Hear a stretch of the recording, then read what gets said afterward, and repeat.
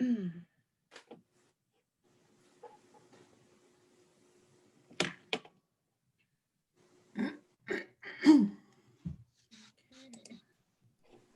right, so we are live and recording on YouTube. So I am ready whenever you are, Terry.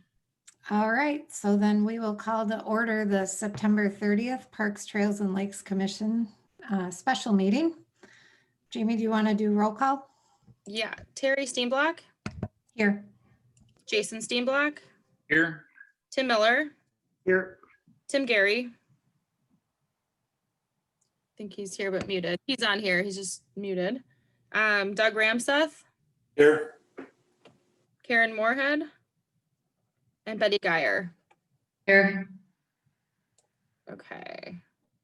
All right, and then we would look for a motion to approve the agenda for tonight's meeting. So moved. Second. Do you want to roll call it or raise hands? We can do a raise of hands for this. All right, so we have a motion and a second to approve the agenda for tonight's meeting. All in favor, raise your hand. All opposed? All of them, okay. Opposed and abstain. All right, so that motion carries. And we are on to number 4, which is the open forum, and we do see a guest with us this evening. Yes, so commissioners, we do have one open forum speaker tonight. So it's Jerry Gruntner from the Forest Lake Association. Thank you, Jamie and commissioners. I had reached out to Jamie here, well, probably a month or so ago to talk to her about a discussion that we're having as a lake association. And she suggested that I at least bring it back to the Parks, Trails, and Lakes Commission. And so I thought the best opportunity just to take a few minutes tonight to explain to you what's going on, what I wanted to bring up to your attention.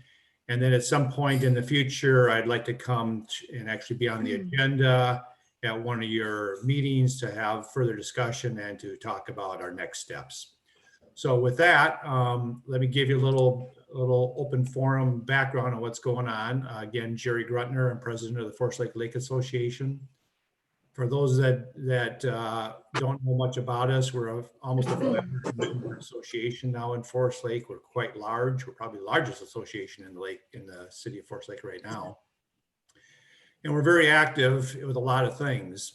Some of you may have seen we had a GoFundMe page, which was called the Hallberg Challenge this summer, where Gene Hallberg actually donated to the Lake Association $10,000 if we did a $10,000 donation match. So we met that and actually raised almost $23,000 for lake activities and or projects. One of the things we did is we reached out to our membership to ask them what would they like to see done with the monies that was raised from this Hallberg Challenge. And one of the 3 things that came up in that survey was an interest in having a fishing pier someplace on Forest Lake. So we as a Lake Association board have been in discussion about that, and lots of moving parts, obviously, with that. I'm also on the Downtown Redevelopment Committee, so that has been a discussion that's occurred there a couple of times also about potentially enhancing the area down there at Lakeside, both from a dock standpoint and potentially fishing pier. So what I really want to just bring up to your attention is that Lake Association is very much moving forward with some process of putting a fishing pier in on Forest Lake. You know, there's a number of different places it could go. It doesn't necessarily have to be at Lakeside. It could be over at the Third Lake Boat Launch off of North Shore Trail. It could be a number of other locations also. So that's decided at some point in the future. I've had 3 conversations with the DNR already about this, and they have some, they're very much supportive of this, to be honest with you. They actually said that they would be willing to perhaps fund some of this monies also for a potential fishing pier in the future. So they're very supportive. They have a few concerns on a couple of things that we could talk about at some point in the future. But from my contacts with DNR, very supportive of the concept. So we're one of the few lakes in the area that does not have a public fishing pier. You know, White Bear Lake has one, Bald Eagle has one, Big Marine Lake has one. So being Forest is the largest lake in the East Metro, not having one, DNR is also thinking that this makes a lot of sense to do something there too. So what I'm just wanted to bring you up to speed about is that we would like to have a partnership with the city of Forest Lake to look at potential options through Lakes, Parks and Trails Commission for a fishing pier. We recognize it's not a 2021 activity. However, we would like to try to push for it being a 2022 activity and construct. That's about all I really wanted to bring up to you tonight in the open forum, to give you just a heads up on it. I will coordinate with Jamie to get on the agenda where we can have more questions and answers and a little bit more detailed information about it. But just so you know, the Lake Association does have funds that we would put towards this, along with DNR funding. So I think it would be a great partnership with the DNR, the Lake Association, and the city of Forest Lake. So that's all I wanted to bring up to you tonight. So thank you for allowing me to speak to you. Anytime. Thank you. Thank you, Jerry. Take your time. Thank you. Thank you, Jerry. I'm glad to hear you were able to talk to someone over at the DNR. We've talked about this a few times over the last couple of years, and it seems to stall out there. So that's good to hear that you've made some contact, and I'm really looking forward to moving on something with this at some point. Yeah, I think we can have a more meaningful discussion on one of your next commission meetings. Fair enough. That sounds great. We'll get it as a discussion at one of our future meetings. And Jerry, I'll just, like you said, we'll coordinate together a good time for that. Sounds good. Thank you. Thank you. Enjoy your evening. You're welcome to Thank stay, you, but Jerry. you don't need to if you don't want to. I'm gonna go have supper. All right. Hey, I can smell mine. All right. Yeah, that's funny.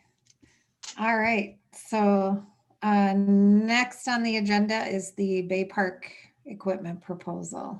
All right, so Chair and members of the Parks, Trails and Lakes Commission, just kind of quick recap here. We ended up canceling our regular meeting for September. We were still waiting for some information on some of these items. So the Bay Park was one of them. So wanted to get this before you. We've talked extensively about how we can look at leveraging some of the funds we may still have available for 2020 to accomplish a little project within the community.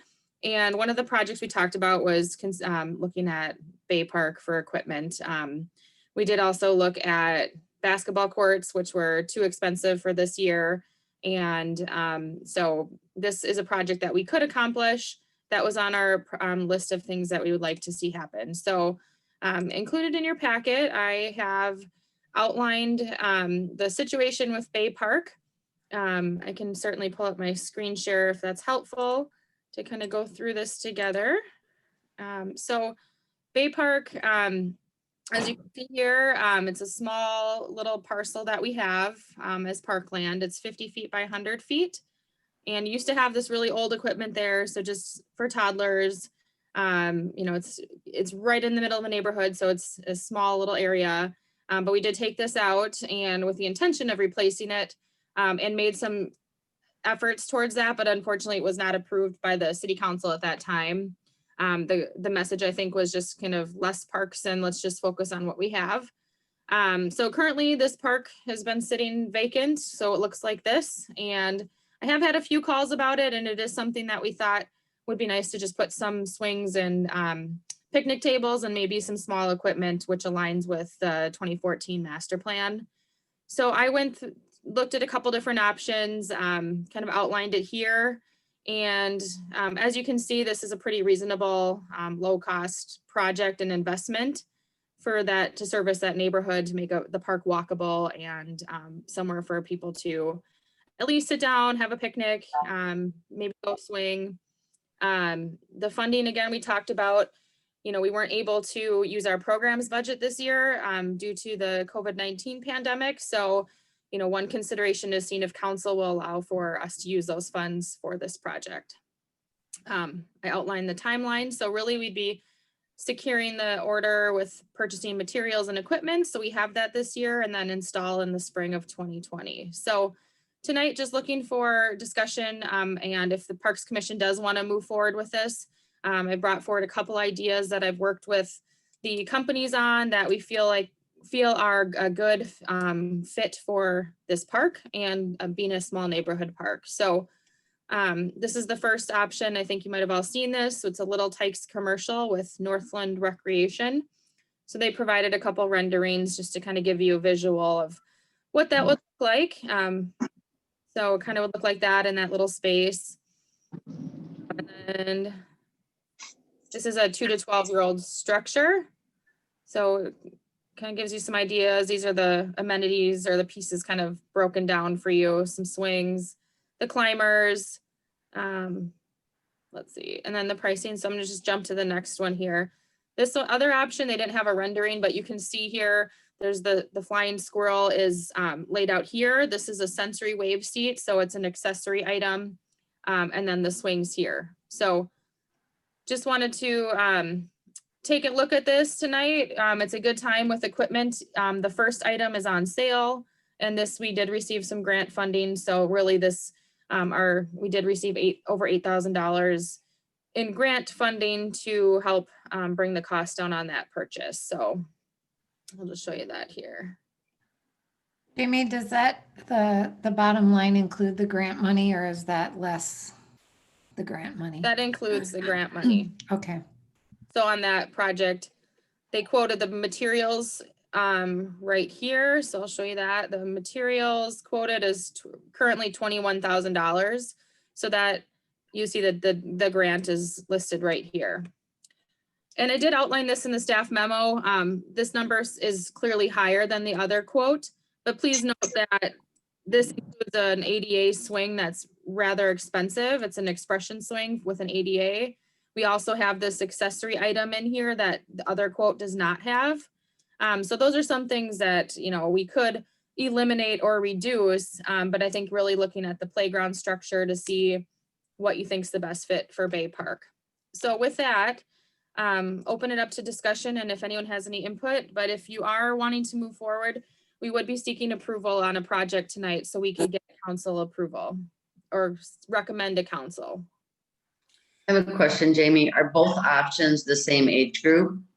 They are both listed for 2 to 12. As far as the grant is concerned, is that just the company providing a discount on the price, or what is the basis for the grant?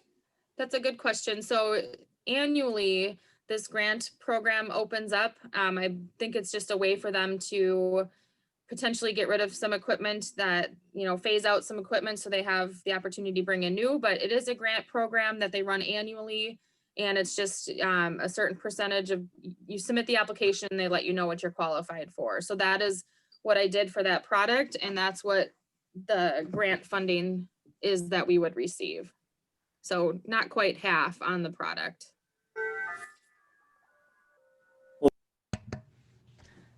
Oh, Doug, You're on mute. you're muted, Doug. 1 second here.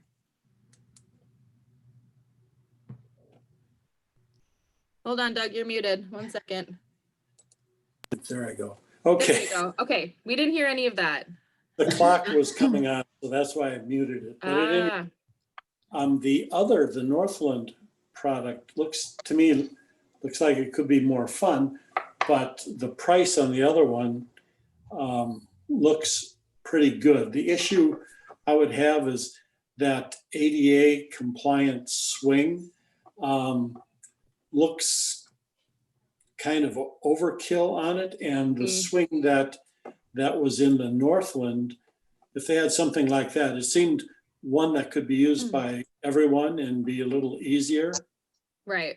So, and that the spinning thing, nobody likes to have little kids throwing up at the park. So Right.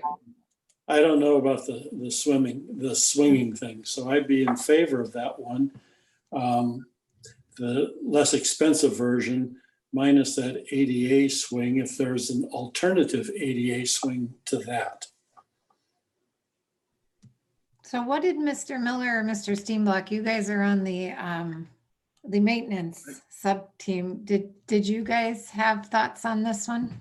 Actually, so we were looking at both playground sets, and the game time one was a little bit more expensive with the ADA swing. But then you look at the Little Tykes, the other playground set, and that swing that is a little bit bigger would kind of be ADA compliant, ADA there. So it's cheaper, plus we're getting in a couple picnic tables along with that. I really like that Little Tykes, or the Little Tykes playground. The only thing I was just thinking about, Jamie, is there was the black buffer that goes around for the engineered wood fiber chips. Would we kind of put in some kind of a cement or a little bit of a small little ramps? So if somebody was in a needed to get in that way? Yeah, you can certainly leave an space open that would be ADA compliant.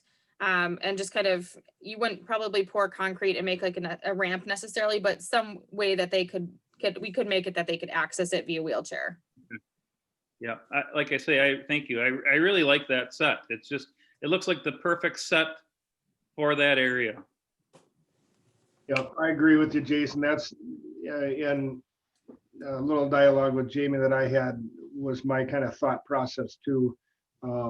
Obviously cost is down, even though if we use the other set without some of the items, we could get that cost down too. But this one just has a little more swings from what we're showing on the I forget who is that, Northland Recreation. The game time one. Okay.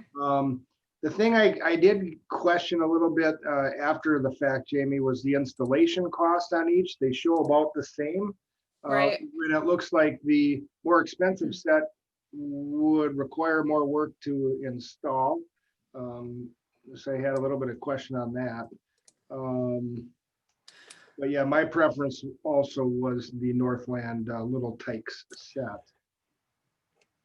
Sure. And on the installation, this is the company's quoting it as if they're doing the full installation. So we could have I wanted them to quote it that way so we knew what that cost would be if we have to go that route. Public Works may have the capacity, depending on staffing availability in the spring. They may be able to do most or all of that installation work. And that is a piece we can figure out. We either know that the high end cost for installation is about $10,000, or the city could look at if we have additional park maintenance staff, if that's something that they could do, at least some or all of that, which I would like to say yes, without consulting with Dave to see what capacity that would be and how much work. But I feel like there's some portion of that, whether if it's installing the borders or installing the engineered wood fiber chips, I feel like those are some things that we can do. So I would say that installation cost is on the very high end, and we see what we can do internally from there to reduce that. Yeah, I like that option, and I wouldn't be opposed to trying to help organize a group to come volunteer to come out either. I think one thing we kind of forget to do sometimes is to try to get the community engaged in these things. When we get asked for certain things at certain parks, it'd be great to be able to also say, okay, can we get a community group? I know you're gonna not always get Right. need there, Right. but I'd certainly be one that would be willing to help with that as well. Yep, I agree with that.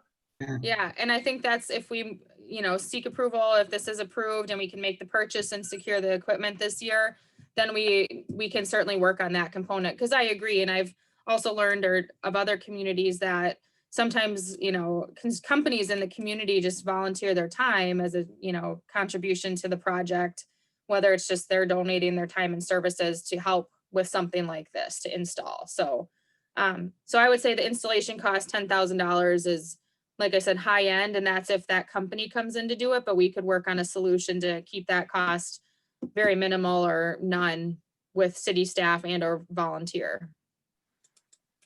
Go ahead, Jason, you had your hand up, and then Terry. So I just one other question, Jamie. Where are they located? Where does it ship from?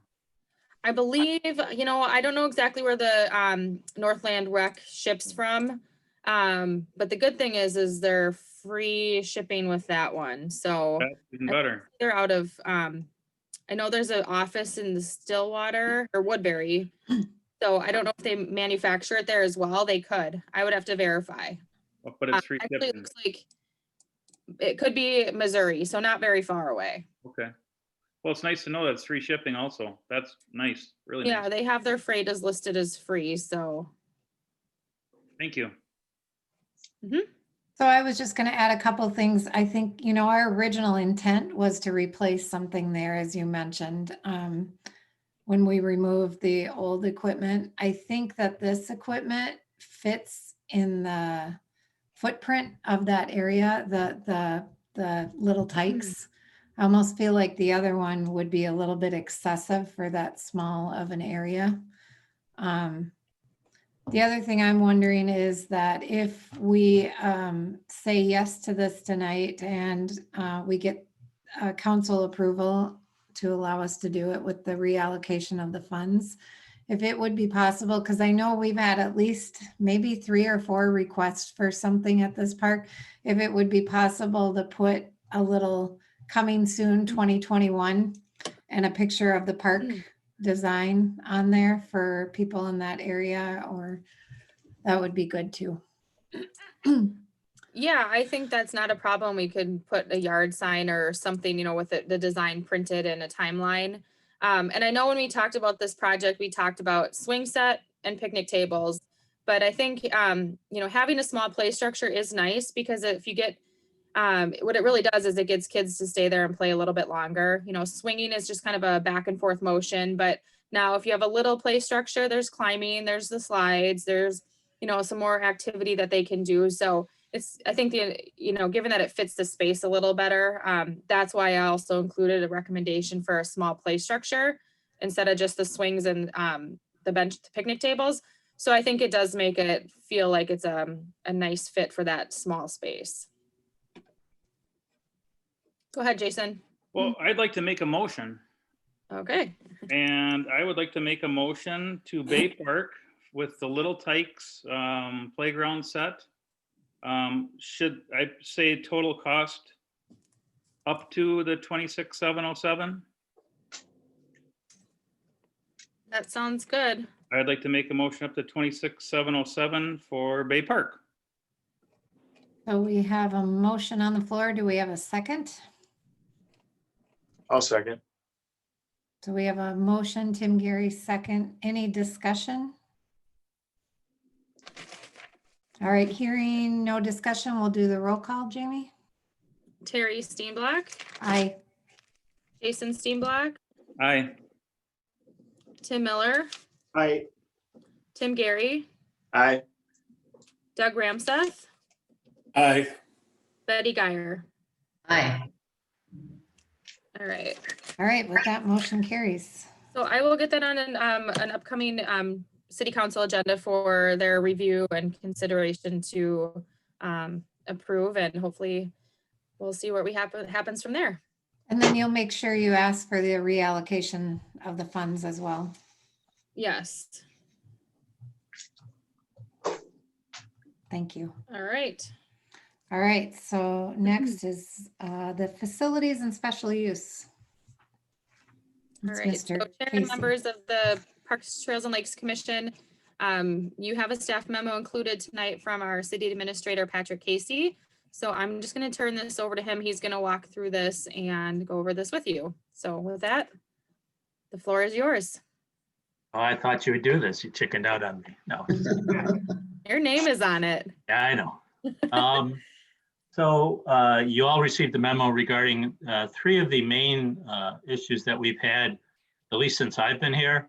The golf course, the senior center, and the athletic fields. in the past year, we have pretty much solved the golf course issue. We were behind the 8 ball most of that. We were left in a pretty bad position by the former operator of the golf course. So it's our plan to renew the contract with the golf course operator now. They've been very successful. It looks like the financials have worked out very well.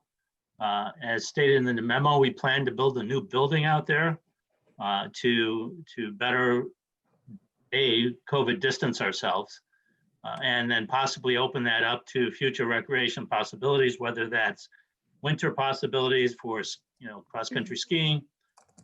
There's some internal discussions about a new building having golf simulators that can increase the winter time use of the golf course. Basically, they would have leagues that run off of a golf simulators, 3 golf simulators. So we're planning for the future. We want to make the golf course self-sustaining.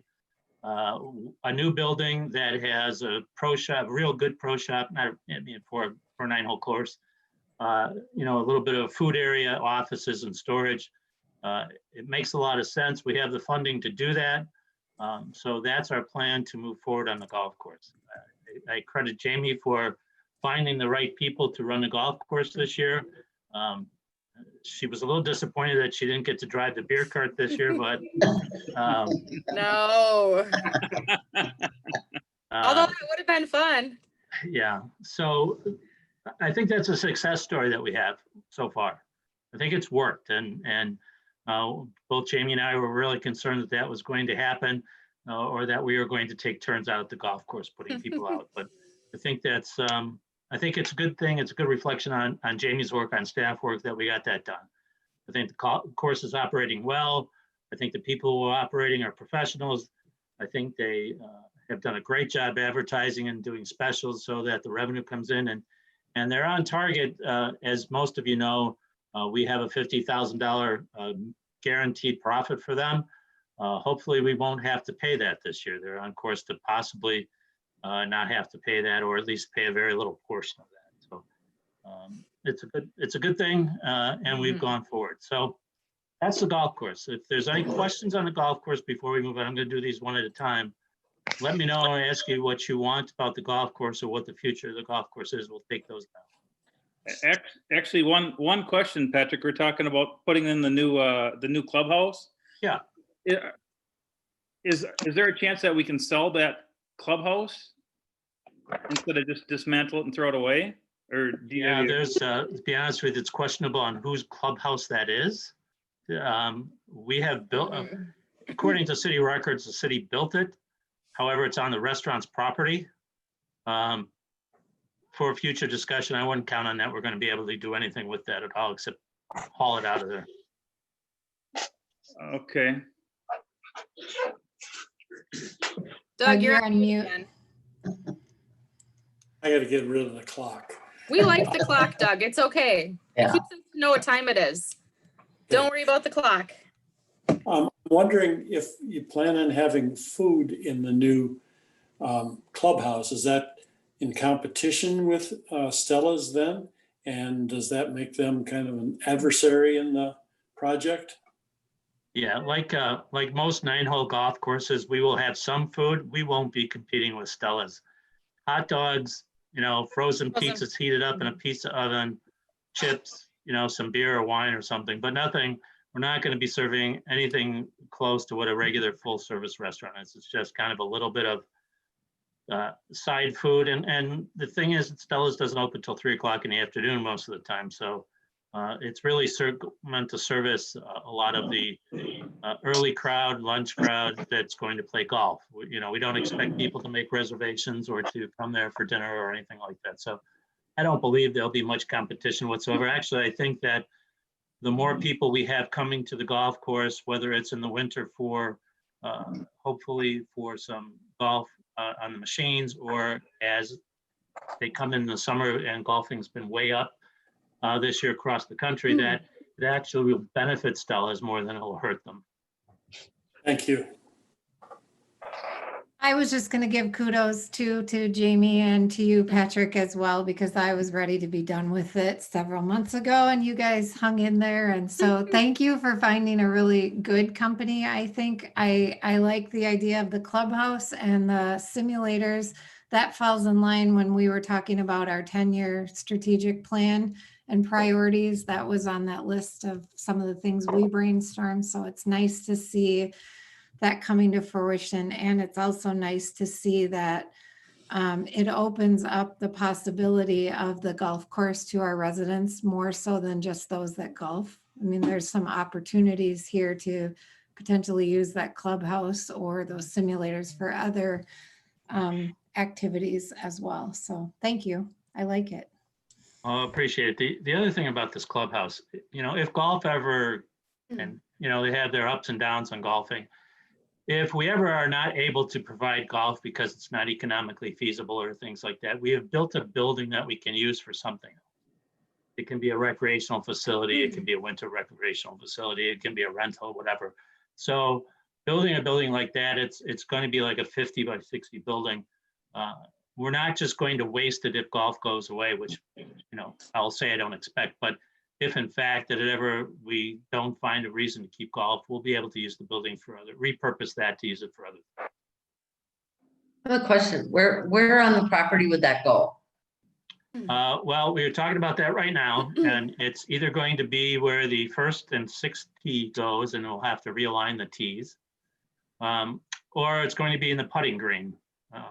The reason we're talking about the putting green is it's flat, and it has to do less prep work to put the foundation and the stone and stuff down there. But we haven't decided that yet. So one of those two places. It'll be right close there with a path, but one of those two places. Thank you. Other questions on golf? Are there already plans in place for that? I guess I missed this clubhouse. Is this coming just up through city council, or is this? Well, that's one of the reasons why we're bringing it to you. One of the things that we're doing is we have funding from the federal government for the COVID-19. And one of the issues with COVID is the social distancing and spread them out. If you're all familiar with the clubhouse now, you can't have more than 2 people in the place at the same time. So there's no way to social distancing. So we didn't have the time to go to any other board except the city council and put this as a priority because we're on a tight deadline. We have to start the construction before November 1st, basically. It's going to extend into the winter months, but we have to start it because we have to make sure it qualifies for funding. And we have the money already, we just don't want to give it back. Sure. And my philosophy is we've got money, we don't want to give it back. It's your money, it's the taxpayers' money. Let's do something with it instead of giving it back. So we haven't brought it before you or anybody else except the city council. It's been included in an approved budget for COVID-19 funding. We just had to act quickly on this. We just have to do it. And usually that's not the way we do it. And that's kind of the reason why we're talking about it now, because we want to make sure that you know that's going to happen. I think most of you knew it anyways, but we didn't want to shortcut you, but we had to take some steps to put this in high gear and get it done. Fair enough. Makes sense to me. Okay. Yeah. Any other golf course questions? Okay, no? All right, the second one on the memo that you have is the senior center. The senior center has been, and all of three of these issues have been kind of the hands-off issues that the city has had in the past with these particular things. The prior boards or administration says, just let them run. We don't care what happens. Let them run the way they want to run. We're kind of changing that philosophy just more by need than anything else as the golf course. Well, the same thing's happening with the seniors. Sharon, who is the senior center coordinator and who reports to the senior center board, which is a 501(c) independent board, has decided to retire. Unfortunately, today is the 30th and it's her last day. They had a lot of time to catch up with this. They've tried to recruit a replacement for her. To be quite honest, what Sharon was getting paid, $16-something an hour. You're not going to get a lot of people that want to do that kind of a job. I mean, go work at Menards or Home Depot or McDonald's and do the same thing with a lot less responsibility. So we were kind of informed that that was going to be the case about a month ago or so. I know the senior board tried real hard to find somebody and just couldn't do it. As you may know or may not know, the senior building is a City of Forest Lakes building. We own it. The model on these things, and I don't know if some of you know my background, it was my undergrad's in Parks and Recreation, and I've done this for the first 3, 4, 5 years of my career, ran programs like this, athletic fields and things. So the model that I have seen and you mostly see with senior centers is it's under the city umbrella, and that a coordinator or a supervisor or whatever you want to call it is in charge of the programming and runs programming for the seniors. That's what I see happening. If we do nothing else, the senior center will close and we won't have programming. We can try to let the volunteers run it themselves, but in the long run, that usually fails because they get sick, they go on, they don't, it's just not, based on experience, that's not gonna work. So I think the city needs to get more involved in the senior center. I think we need to hire somebody to permanently do this job, whether it's a part-time or full-time. We're kind of fortunate with this COVID-19 that it's restricted and reduced the amount of activity that's going on in the senior center. They're only open, I believe it's Tuesdays and Wednesdays, or Tuesdays and Thursdays, one of the two. So we have an opportunity to get ourselves in and understand what's going on and to then assist in that. We have to then talk to the city council whether this is going to be something that they want to do and whether they're going to approve it. You have scheduled on, I think it's October 19th, a joint meeting between yourselves and the city council, and this should be one of the discussion points. In the meantime, Jamie is going to kind of shepherd this through a little bit. I think she has the time right now. We've had a little bit of reduction in these programs that we do now. The farmers market's probably on the wane, or if it hasn't, it's going to be done. So there's some time there, but again, the opportunity is there because we don't have a lot of senior activity. It's my suggestion, it will be my suggestion to council, that the City of Forest Lake take over the management of this operation and the programming of this operation and try to figure out how to do that. We currently have an open position that we planned for 2020, which was a part-time park person and a communications coordinator. We haven't filled that yet. It took some time to get the job description, but also it wasn't programmed to begin until July 1st. We had to get an agreement through the union to put this on the union contract. So we've done that. However, we've hesitated a little bit in the last couple of days and about the last month. I am concerned, to be honest with you, with the city's revenue in the general fund that will support this. And I'm waiting for the September closeout to see what the impact of the current times are going to do on the revenue. Anytime you do budgeting, and I'm kind of a budget guy sometimes, that we want to make sure at the end of the year, the general fund comes out even. And steps usually taken to do that are hiring delays or expenditure cutbacks. I'm not saying we don't need this position. If we take over the senior center, we definitely need this position. But we're kind of waiting for today's the end of September. We should have some kind of an idea where we're going to go in the next couple of weeks here. And then we'll make a recommendation.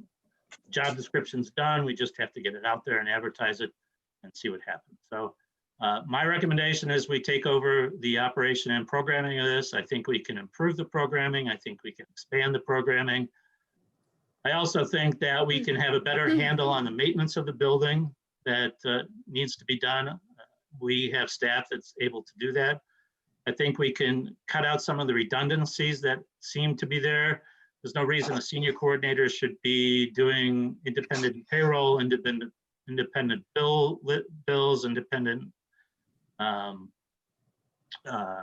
auditing. You know, they have a CPA on staff that does the payroll, it does the financial reporting, it does bill paying. We have the staff as a city to just eliminate all of that. We have people to do that. It will be absolutely nothing for us to take that over. the budget of the senior center is fairly minor. Their bills are not complicated. So if we cut out some of those expenses, CPA, payroll, and things like that, put it into our finance department, let them run it. I think we can have some efficiencies there, and then that will help us fund a new position in the future. So I'll stop talking for right now and ask if you have questions on the seniors. Patrick, can you talk a little bit though about the revenue we direct to the center? I don't know if this team knows that. Right. Knows about that. Yeah. So Yeah. I think in the current year, in fiscal year 2020, it's $50,000 that we send over to the senior center. And that really has been kind of used for maintenance. It's been kind of used for this and that. It's really kind of an odd thing that we do. In the 2021 budget proposes a $65,000 contribution to the senior center. That in and of itself will hire somebody at least to coordinate, or less, to coordinate the process. So the city currently does fund a good chunk of money, but yeah, I think we really don't know why it is. We don't know how much goes to maintenance, how much goes to supplies, how much goes to Right. shoveling the snow. I mean, they've got a independent maintenance guy that comes in and fixes things. Well, a whole public works department probably can do a lot of that.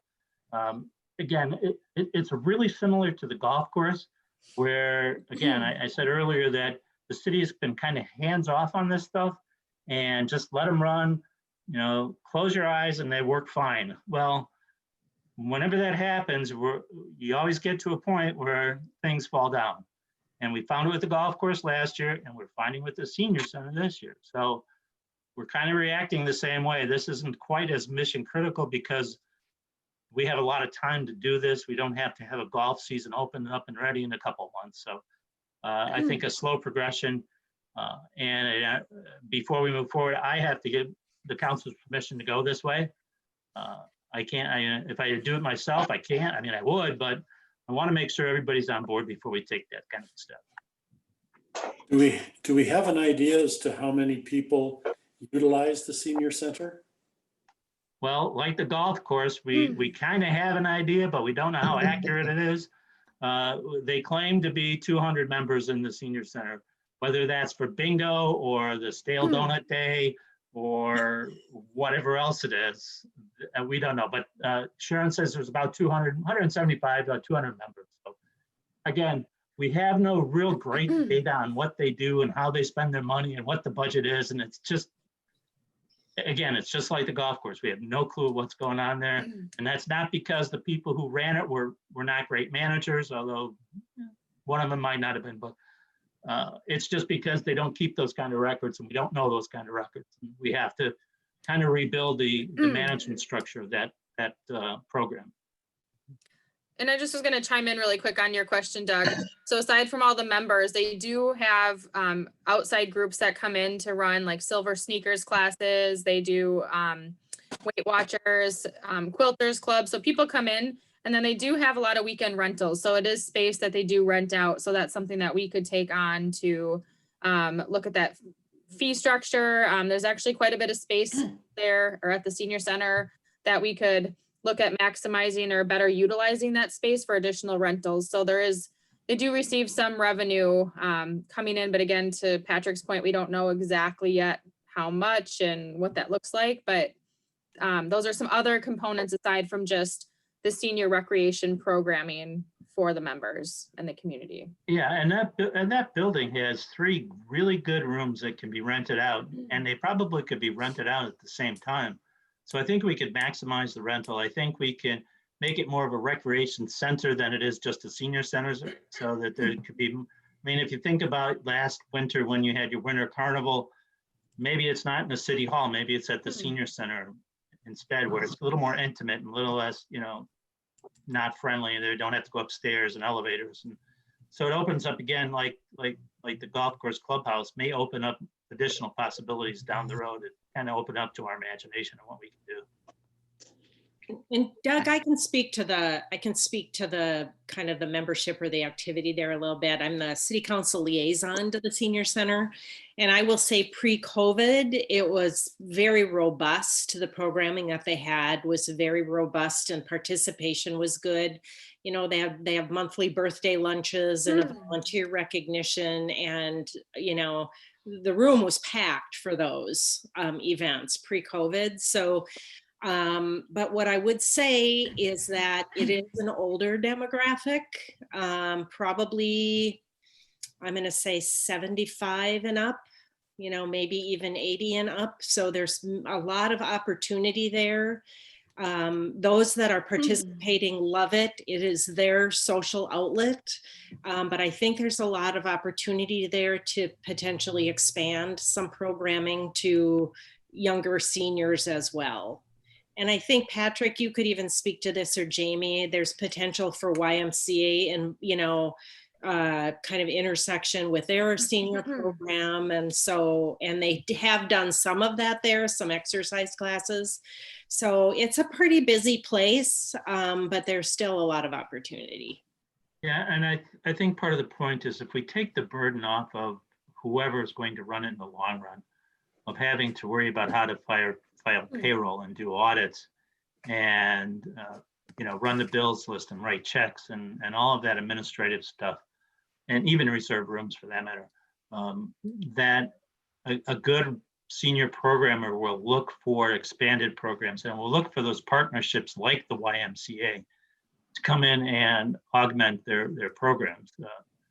Yeah, I think there's nothing but up as far as that goes with looking for partners in programming. I have a few comments.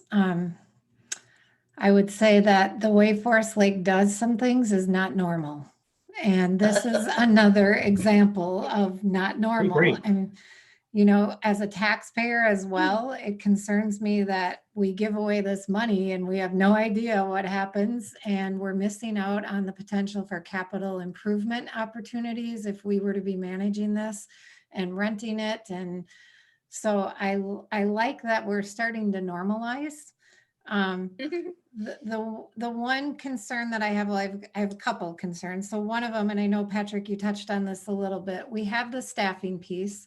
So when we had originally requested to have a communications person added, that was because we had work for that communications person to do and envisioned without the senior center. And now we're adding the senior center on top of that. And I would say it's been quite a long time since we talked about that posting, and it still isn't out. And I hear you that we've got the budget, and that makes complete sense. But I still think we need that communications role, and we need another role, whether that be full-time or part-time, to assist with this. Otherwise, we're going to continue to rob Peter to pay Paul, because we get started on we think, oh, the farmers market's just about over. Now we're going to start on some community activities. Well, nope, we're not going to do that. We're going to pull Jamie over here to the senior center, and we're doing these, as I call it, the 5-alarm fires for the burnt marshmallows, but we seem to be in 5-alarm fire mode most of the time and not able to actually fully strategically plan and execute. So I just, my personal opinion would be, what does it hurt to get that communications position posted? You don't have to hire it, but my experience working in state government, at least, and I'm assuming city government is similar, it takes a few months to even get somebody on board. So could we at least, you can always pull it back if you decide the budget isn't there, so that we can get that going. And then my second question is, when will we be hiring this second or fuller part-time person to help accommodate? What's the schedule for that, so we know what to expect? Well, okay, so I will concede and have to agree that the city probably hasn't run these 3 different things we're going to talk about tonight in the best way, for whatever reason. I don't point fingers at the last guy that was here or the last councils that were here. And yes, it's a Chinese fire drill. We're running around with our heads cut off like chickens, right? So it's just going to take a while, and I'm not making excuses, to straighten all this stuff up. And I think we're making progress on that. It's not going to happen, within 6 months. We're not going to fix all of these, but we're paying attention to what we need to pay attention to. I have a different philosophy than probably the past administrator about how things should be run. I think it's a more solid and a more sustainable method to run that. So we'll get there. I promise you, we'll get there with the senior center. We'll get there with golf. And when we talk about these fields, hopefully we'll get there as well. I do not have any budget right now, unless I look at the senior budget, and we haven't even gotten as far to hire the communication/recreation position, which was proposed in this year's budget. So we have that. We can go ahead and we will post that sooner, probably sooner than later. But as far as hiring another position, right now, I don't know when that will happen or how that will happen until I have a better idea what's going on over there. We have to evaluate, we have to understand how the operation works before we can put somebody in that position. That's my belief. That's what I do with any other position. If I were to hire, we hired a finance director last year. Before I hired that finance director, and fortunately I have enough finance background, I didn't go right out and hire her actually right away. I needed to understand how everything worked first. And it's not a delaying tactic, it's not an excuse. We need to understand how this works before we can slot somebody in there. And we will do that as quick as we can. And yes, Jamie will have to do a little bit more on her duties. She's very capable. She will get any help that she needs through anything that she has, whether it's help through finance, whether we have to put a temporary employee there somehow. The other thing about hiring is, if I'm hiring a senior coordinator, the entire city's a union shop, except for 4 people, myself and the administrator. So before I can even begin to hire a senior coordinator that reports to the city, is on city payroll, I have to talk to the ASME. So that means we have to have a job description, we have to talk to them, we have to get a memorandum of understanding. That all, fortunately, in my experience being here, we right now have a very good relationship with all of our unions. We all are, I think we're all getting along, we all see eye to eye on a lot of things. So while I will not commit to when that new person is going to be hired outside the communication recreation person, I know that in the long run, we're going to need to make that determination. And I would challenge the board here, the committee, I should say, to talk to the city council about this and what their needs are. You're the voice, you're going to be the voice of the senior center. You're going to be the people that the senior center programming kind of reports and is funneled through. I'm going to put that on you to go to the council on the 19th of October and say, hey, here's our goals, here's what we need, here's our immediate needs, our intermediate needs, and our future. And that's on you as well as is it on me. I have a vision in my head. I know how things are going to have to work, but you also have to become champions of the parks and recreation facilities that they have and the programs. So what I hear you saying is next week you'll have a new, no, I'm kidding. Kidding.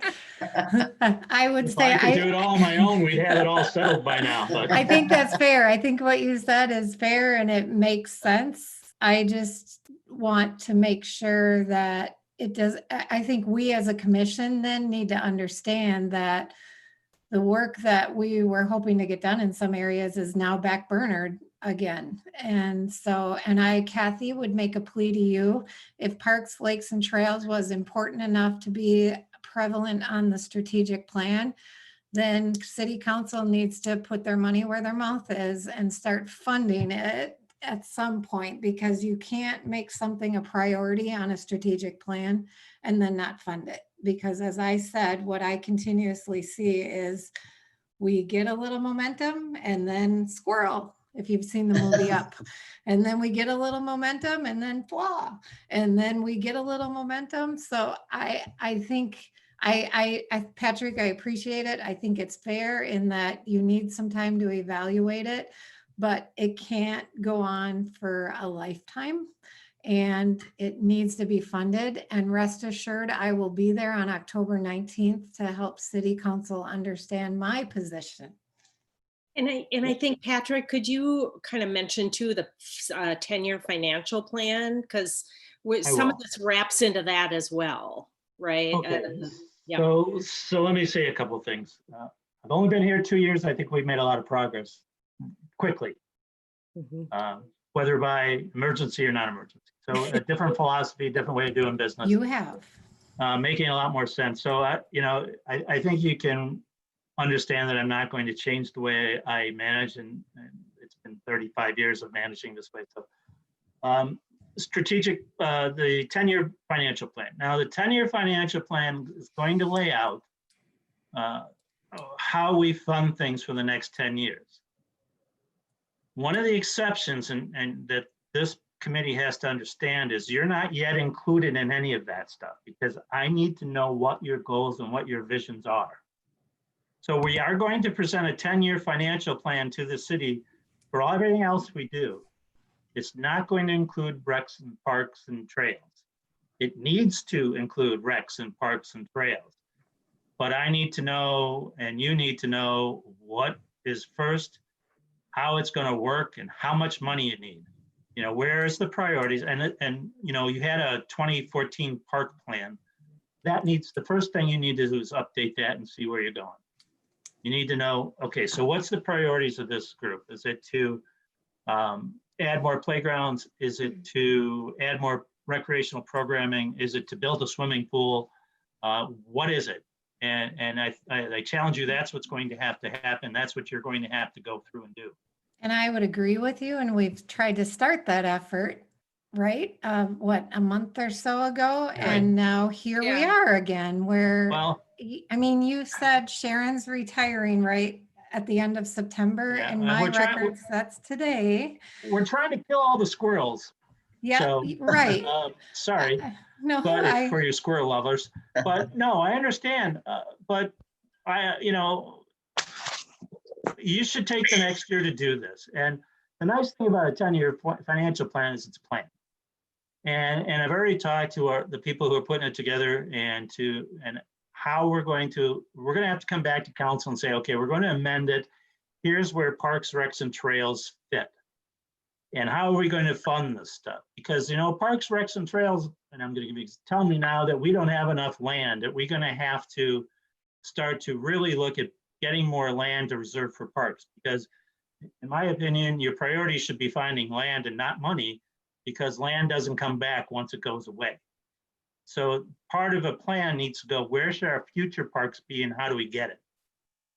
Right? So, because if you want to buy land 30 years from now, then it's developed, it's going to cost you 20 times more than it does now. It's better to now look at where it strategically should put your parks, where you should strategically put the big parks versus the little parks, and all of that.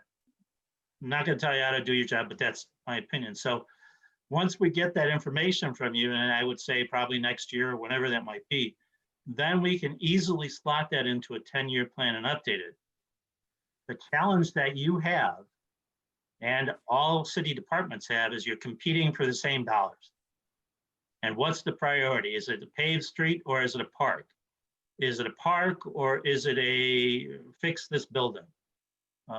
And that's the stuff we have to discuss in a 10-year plan. We also have to discuss, are there potential new revenue sources for fund parks and rec, and where do those come from? Because, you know, you have what I call an impact fee, but you have that is paid for every house, but you know what? That's not enough. It's not going to be enough to fund your needs, flat out. So how do you do that? Do you say, okay, from now on, we're going to have a portion of the tax levy that's dedicated to parks and recreation and trails? There's very little other revenue sources that we can pull on.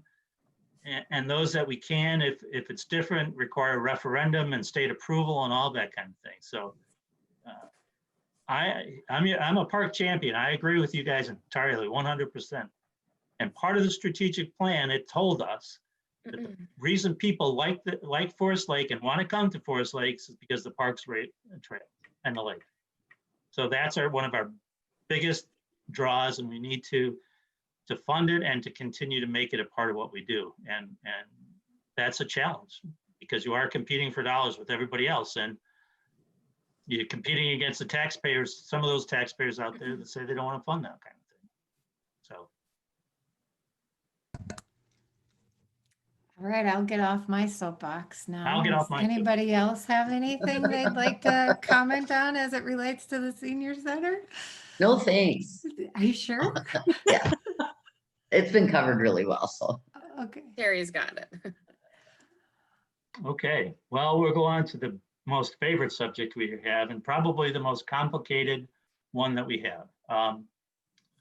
So the history of using fields in Forest Lake are as convoluted as the senior center and the golf course, right? And not to blame anybody, not even the FLA or anybody, it's just been, that's the way it is. We gave over to an organization, an entire park to run themselves and pretty much say, we're in charge of it. We don't want anybody else on it. Well, I'll tell you right off the top before I'll get on my soapbox right now. All of your parks are public land that are funded and paid for and maintained by property tax dollars. Everybody has the right and should expect the ability to use those. There shouldn't be locks on gates when, if I'm a dad and I've done it myself, I brought a couple of neighbor kids and my son to play baseball in an open park. Well, if there's a lock on the gate, that means I can't get in and play some pickup game of baseball. That's not a good thing. In the past, the city has had a very complicated contract with the Athletic Association. And that contract called for, well, tell us how much you sell at the concession stand, tell us how much money you take in, tell us how much money you spend on finances and all of that. And it just is a very difficult thing to understand and to track. The model I am used to and have used in the past and most places use is a field usage model. I don't care if it's FLA. I don't care if it's the YMCA. I don't care if it's a dad and a son having a birthday party and they want to rent a field. I don't care if it's Leela. I don't care if it's any of the schools. All you do is you reserve the fields for that organization or that party and you charge them a fee. Flat out, that's it.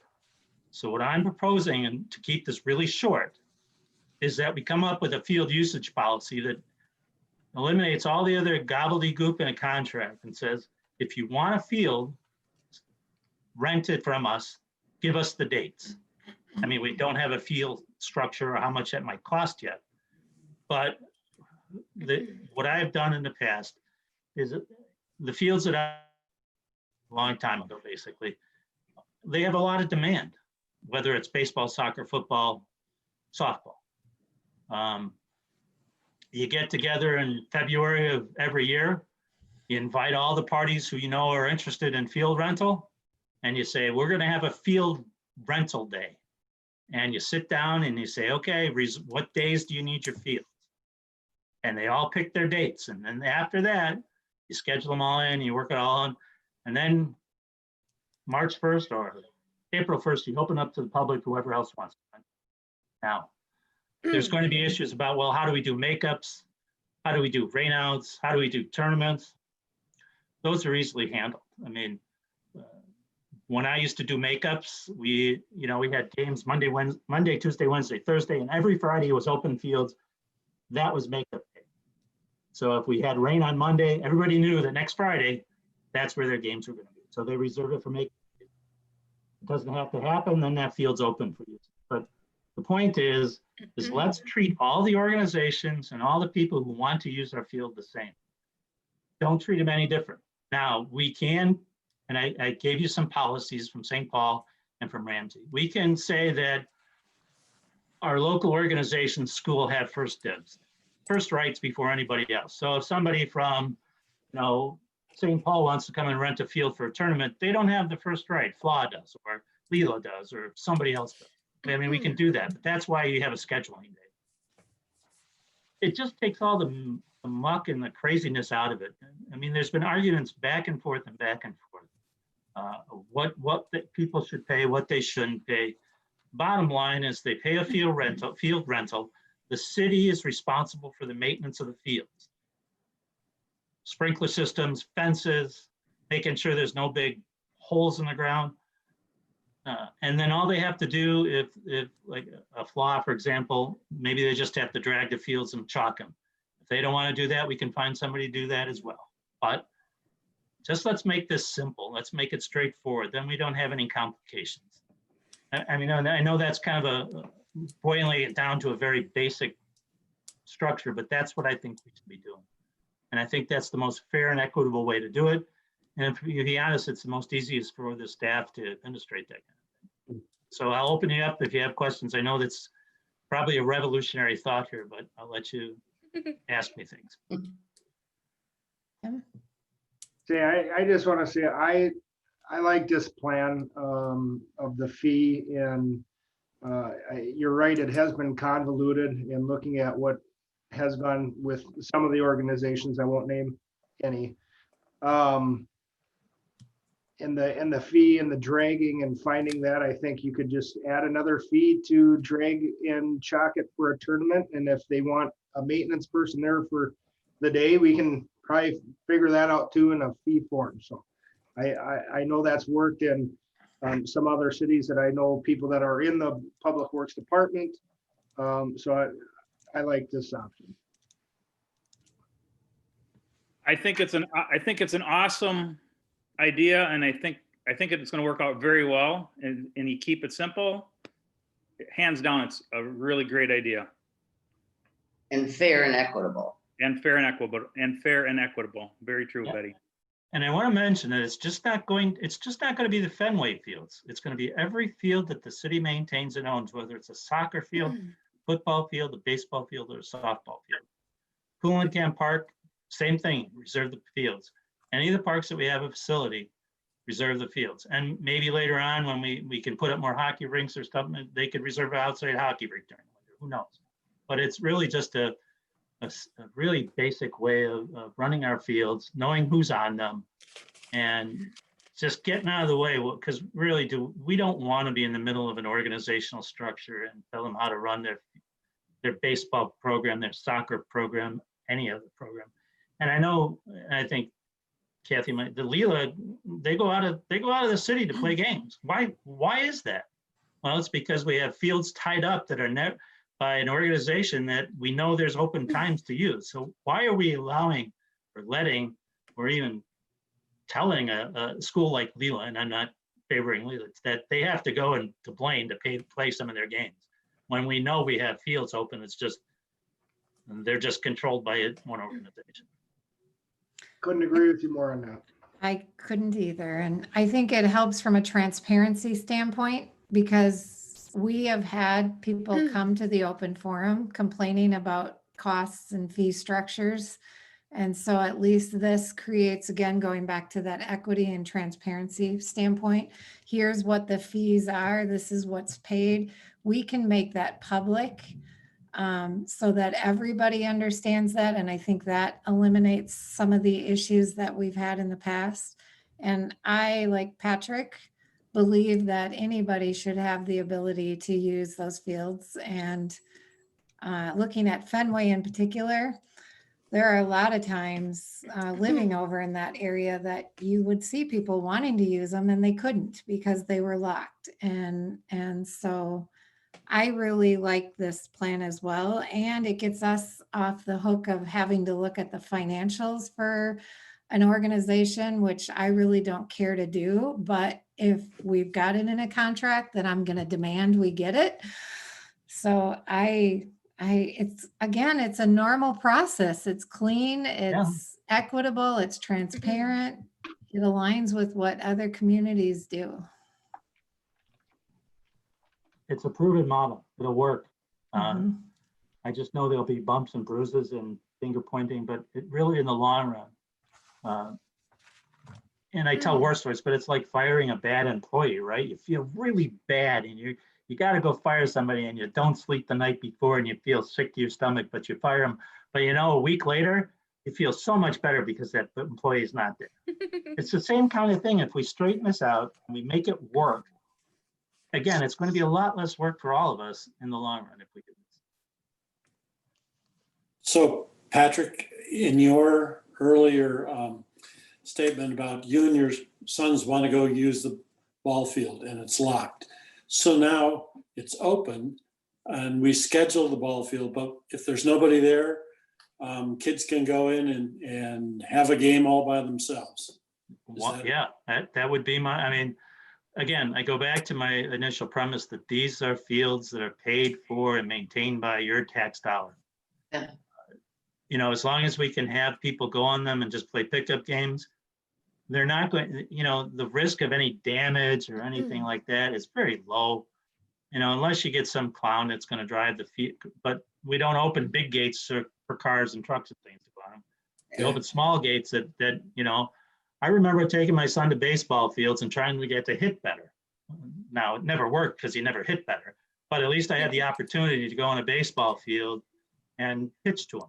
And that's all I'm saying is that whether it's the simple dad and son or dad and daughter playing softball, or it's a Leela who wants to play their games in the town that most of their students come from, or whatever the case may be. That's what we're trying to do. We're trying to make it equitable and fair for everybody.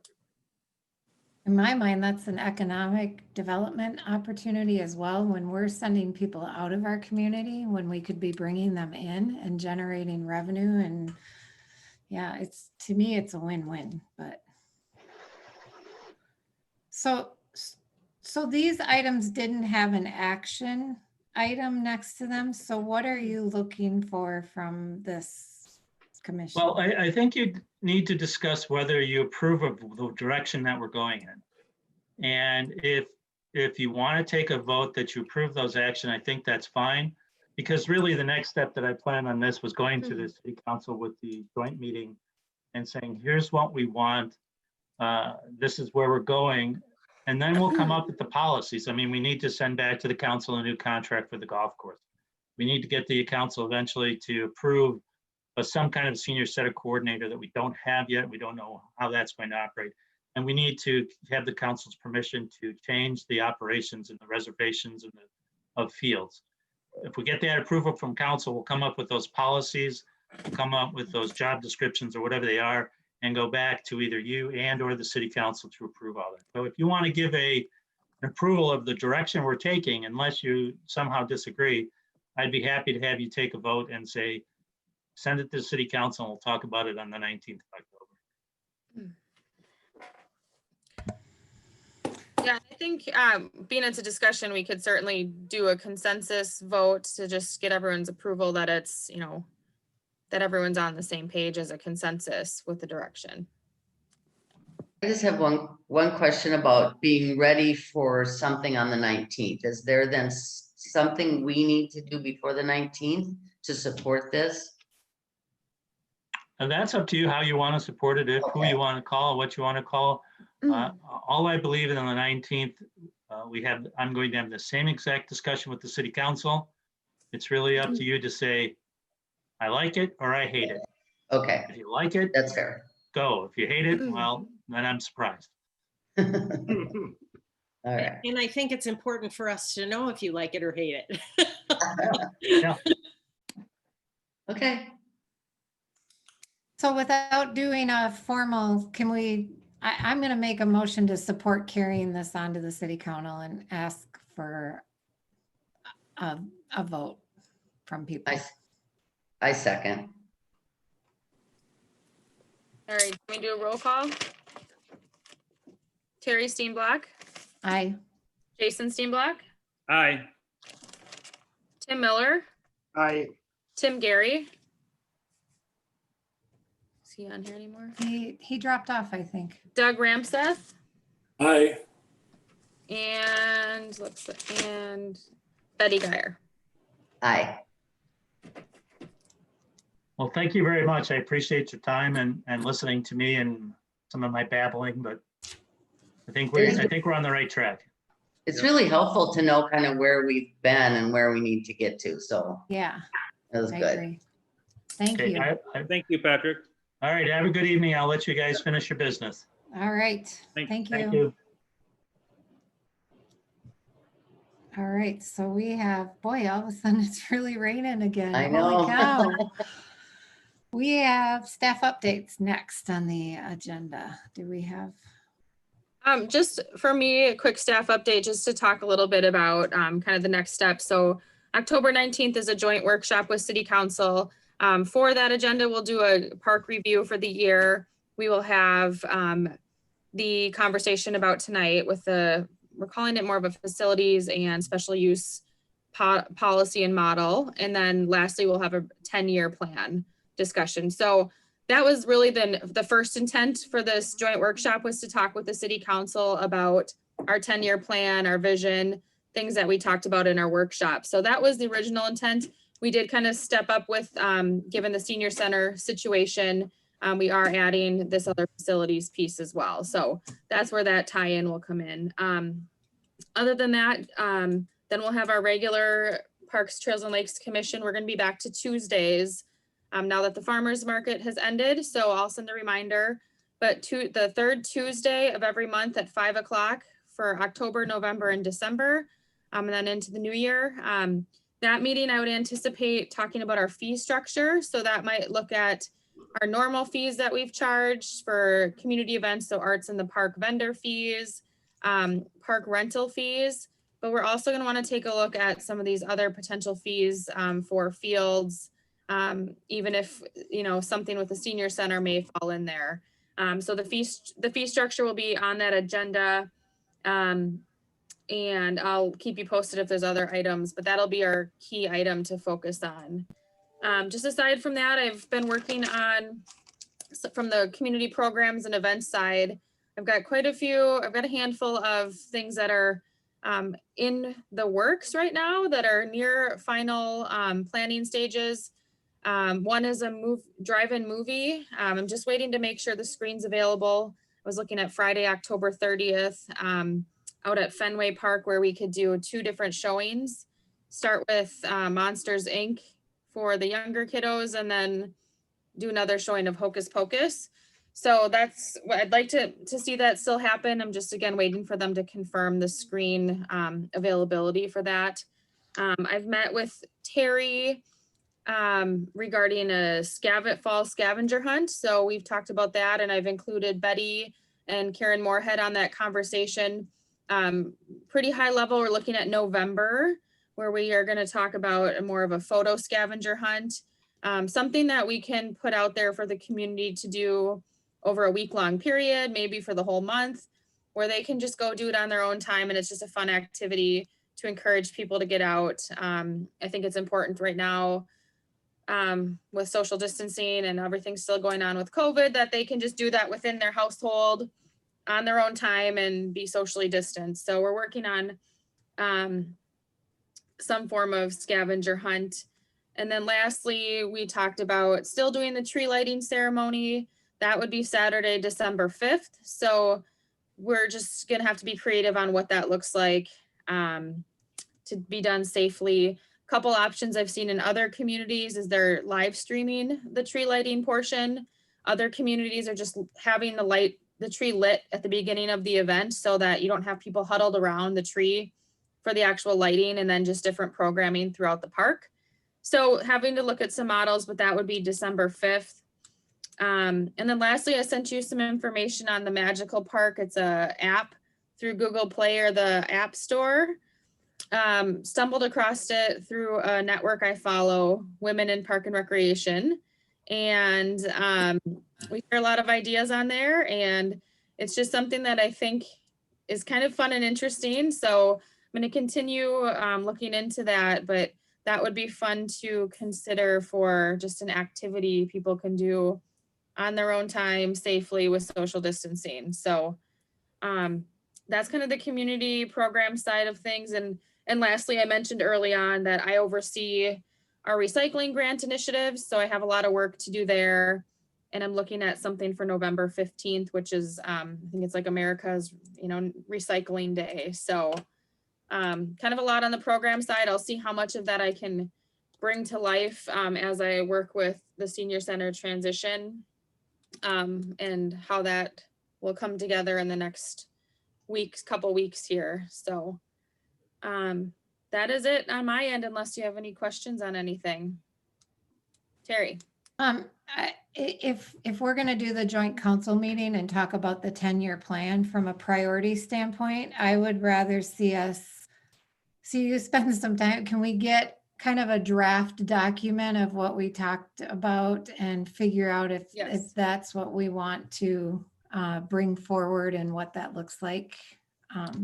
Yep, that's actually high on my list. I did meet with Patrick this week just to clarify expectations for the Parks, Trails and Lakes Commission and myself for that joint meeting regarding the 10-year plan. So just summarizing some of the key items that we talked about. So I'll summarize that in a PowerPoint format, and then I can send that over to you to make sure that I'm not missing anything, and at least get the ideas out there and just to figure out what those costs might look like. May take some time, but I think at least the intent was to get the city council involved to show the vision that we've come up with and start prioritizing that.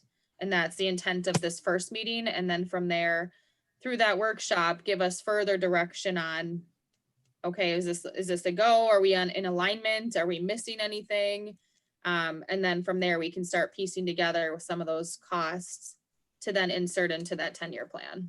Does that make sense for everybody? Yeah, and I think if we need to have an additional meeting or something to make sure that we're prepared for that, we should consider that, because I feel like we still have some work to do. So again, from my standpoint, if you have to back burner things to make that a priority, I would say let's do that, which is again unfortunate, but I want to make sure that we go to council prepared with something. I agree.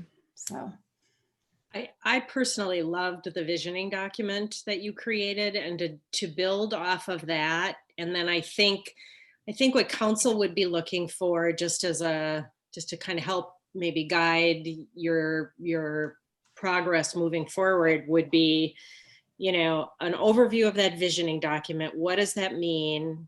And then a prioritization of the items in that document. And then how would you phase that in to each budget year? So as we're looking at those, the goals of the Parks, Trails and Lakes Commission over that period of time, we've got to, we know, kind of ahead of budgeting season, what kinds of things you're looking for in that budget year. That makes sense. okay, thank you. And then, did I hear Patrick? He said land should be one of them, and I don't recall us talking about land, purchase of land. Yeah, that's a good question. I would say up until recently, maybe under former leadership, we were carrying a lot of debt for the Fenway Athletic Complex, and the direction was, when a development project comes in and you're considering the park dedication requirement, the feedback we received was take the cash, because we still owed quite a significant amount of money towards that project. And every time we did receive park dedication fees, half was only going to our loan and half in our park dedication fund. So, I think Patrick brings in a little different perspective, and would like us to not just have it be recommended that we take the cash. Let's look and evaluate the land acquisition piece of that.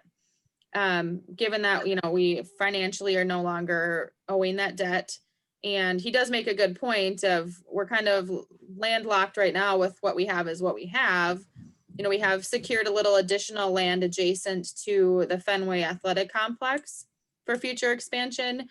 But as we look at the comprehensive plan that we just completed, we did identify future parks there. So I think we need to look at that closer and spend some time on that to see, okay, here's where a future park is projected. Do we have land near there? If not, how do we look at some of those parcels and acquire them? Is it purchasing land? Is it, what land do we want? So just thinking ahead. And I think, the land acquisition's newer to myself, because we just haven't thought that way of really look ahead and see where do we need to plant future parks as the community grows? And I would add to that, Jamie, that if you're going to shift your mindset from taking the cash versus taking the land, that you need to make it very clear to council that it impacts your budget to do that, right? long-term That you're going to need offsetting resources to be able to get the work done that you need to get done. So I just think that needs to be really clear to council. Yes. And I'm not sure everybody understands that. I mean, you know, they maybe have heard it, but I'm not quite sure they understand that that's been a source of revenue for the programming and some of the you know, Right. park improvements work that you've done. So Well, and I think we have, when we've looked at requests, we've looked at, does it make sense to take the land and the cash? And based on what's been brought forward, the land options haven't been the most optimal choices either. So if we're going to explore this, then I think it's looking at land outside of what is brought to the table when a development comes about. Yeah, and I think part of that question is looking at that comprehensive plan and maybe even seeing if we can identify like how, you know, how much land, you know, is it one more big park that we want to acquire? You know, I'm not saying every development we need 6 more parcels or 6 more parks, but is our vision to create, you know, acquire one really big park that's kind of a go-to park. Lakeside's great downtown, but it is smaller, you know, you can only fit so many people there. So I think just looking at that piece a little closer as we continue forward in our 10-year plan, and just know that land acquisition is something we'll want to look at. And I think securing some land, especially the southern, you know, as we continue to grow, is important. But it does, Kathy, to your point, really affect revenue coming in. And if you, anytime you add more, you're going to have that long-term cost and maintenance. So to be mindful of that. I couldn't agree with that more, because it doesn't help to have all the land in the world if you have no money to develop it. Yeah, So, or if it's in the wrong spot. if it's in the wrong spot, Right. to Jamie's point, so, or to Yeah. Terry's point, so. And since I've been on the Parks Commission, we've always been behind the 8 ball with funds.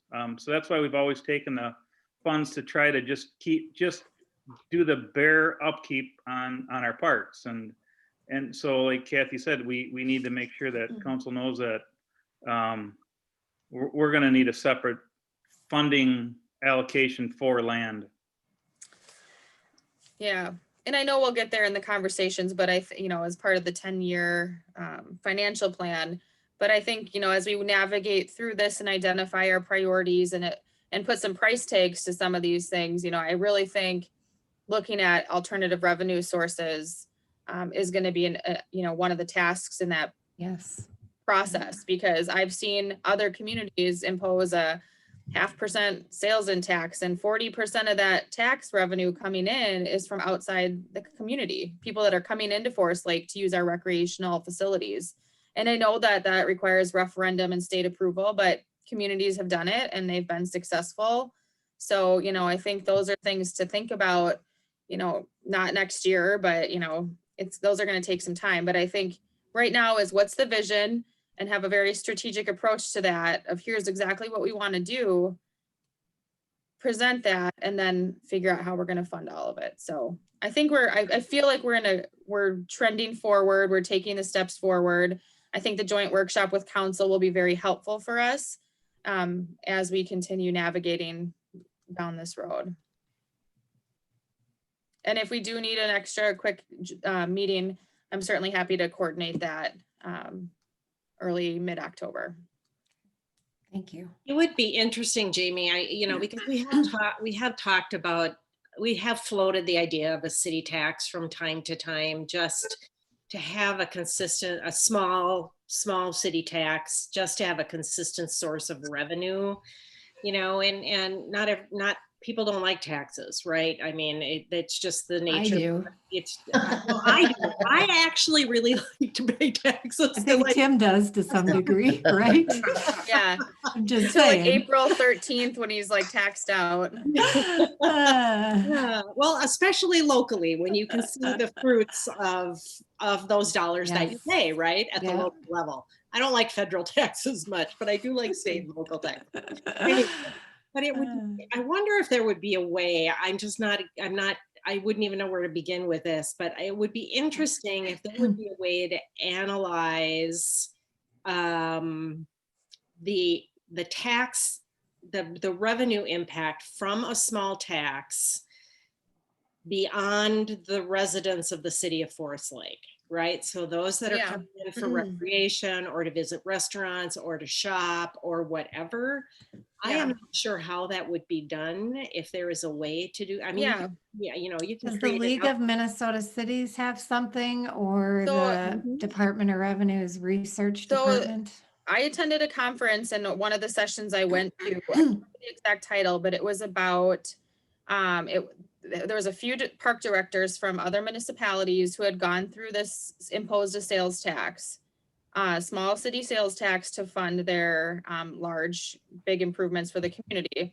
So the city of Elk River was one of them, and they just went through their whole Active Elk River plan, and they funded it through a small sales tax. And I believe they used the U of M for a study. I think the U of M did a study to determine exactly that. How much of this sales and tax impact will affect Forest Lake residents or Elk River residents versus people coming into their community. So I think they had said, and I'm just, bear with me, it was over a year, but 40% I thought was from outside of their community.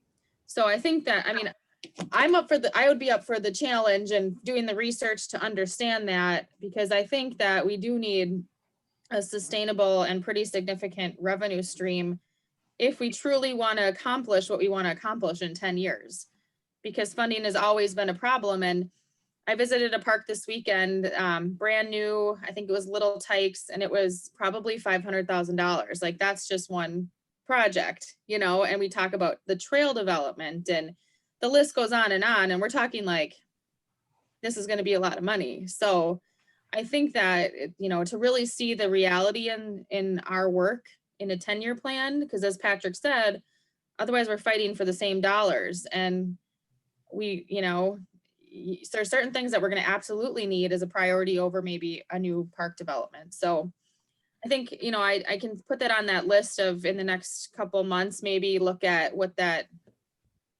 study would be and just have that in our pocket for when we're ready, because I do think that's an interesting model. And I guess my last thought on it is, if you're going to go to referendum and do a sales tax, I feel like more people would be in support of funding recreational amenities to the community than they would something else. So I think it's a good option for us to at least explore and consider. So just the timing on it, I don't know. Go ahead, Jason. I don't know if we could do this or not, but do you know how, like, all the different baseball or softball or whatever, they always get them big cages from the recycling place for pop cans? Yeah. Could we do something like that to fund something in our parks through recycling? Yeah, I mean, I think that's something we could do. I don't know what those cost, and we would have just like the logistics of, hauling it to, I don't know where the nearest, Well, it's down in Hugo, so it's Yeah, not too Hugo. far away. Hugo. I don't know, so that's something we could look at as a little bit of an income. Yeah, I think that's, I mean, I think we'll take any revenue we can get. So I think that's a good thing. And that could be tied into a recycling initiative as well, Okay. recycling education and. Okay, thank you. Mhm. So we digress a little bit. Yeah. We've generated quite a bit of revenue in these last 10 minutes. Let's hope so. Maybe it was 10 minutes well spent. Could be. Does anybody else? have Questions on my anything, updates? Or are we? Jamie, thank you very much for finding an awesome spot playground equipment for Bay Park. That's You're gonna, welcome. thanks for doing all the legwork on that. Yeah, I think it'll be nice to fill that space. I think there's enough people that would use it kind of, we talked about at our vision plan of quality parks and Yep. things that can be, accessible. People aren't going to drive over to Bay Park, but people could walk 5 or 10 minutes to access it. So I think if that's, investing $15,000-$20,000 to do that and it's there for 20 years, I think that's a good investment to do. So. Yep. Mm. All right. Anybody want to make a motion to adjourn? I'd like to make a motion to adjourn. I'll second. All in favor? I, All right, I see everybody. All right, thanks for your time and input. We'll be in Thanks, Jamie. Thanks, everyone. Bye. Bye.